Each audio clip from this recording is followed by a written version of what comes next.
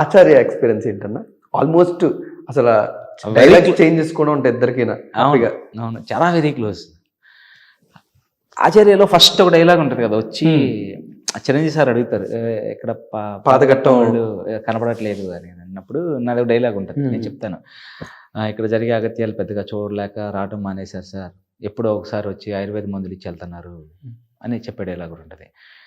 నా డైలాగ్ అయిపోయింది, take okay take అంతా అయిపోయింది. నాకేమనిపించిందంటే, ఇప్పుడు చిరంజీవి గారు ఆ క్యారెక్టర్ మాకు కొత్తగా పరిచయం, ఏంటి సడన్గా ఎలా అడుగుతున్నారు, పాతఘట్టం అని దాని గురించి అడగకూడదు కదా ఏంటి అని అన్న డౌట్ తోటి డైలాగ్ టేక్ ఆఫ్ చేయాలి కదా అని నాకు అనిపించి నేను అసోసియేట్ని అడుగుతున్నా, డల్లింగ్ ఒక్కసారి చేస్తాను, అదేదో కొంచెం రోల్ అయినట్టుంది కొంచెం అని అడుగుతుంటే, వద్దు డల్లింగ్ అంతా ఓకే, అది చిరంజీవి గారి సజెషను, బాగుంది కదా షార్ట్ బాగుంటేనే కదా ఓకే చెప్పింది అని డిస్కషన్ జరుగుతూ ఉంది. ఈ లోపల కొట్టల్ శివ సార్ మానిటర్లో చూసినట్టున్నారు, ఏంటి ఇంకోసారి చేస్తారంట శివ అంటే, అవును సార్ చేస్తారంటే, చిరంజీవి గారు సార్ అన్నయ్య తను ఇంకోసారి చేస్తారంటే, సార్ వెరీ గుడ్, ఇలానే ఉండాలి యాక్టర్ అంటే, ఎలా చేయాలి, మనకి ఏదైనా చిన్న డౌట్ ఉన్నా అడగాలి, రిక్వెస్ట్ చేయాలి, బాగా చేయాలి, అప్పుడే మనకి పేరు వస్తుంది. అంటే అంత పెద్ద స్టార్ వచ్చి అప్పుడు మళ్ళీ ఆ టేక్ సింగిల్ టేక్లో అది ఓకే అయిపోయింది. కొట్టల్ శివ గారు షోల్డర్ టచ్ చేసి వెళ్ళారు, వెరీ గుడ్ అని.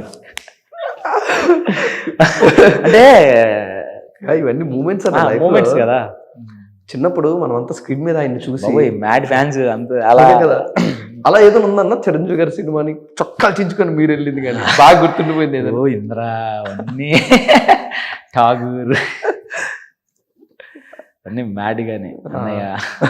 ఇప్పుడంతా ఇంటర్మీడియట్ ఆ రేంజ్ కదా, ఎరగదీసేయటం ఇంకా.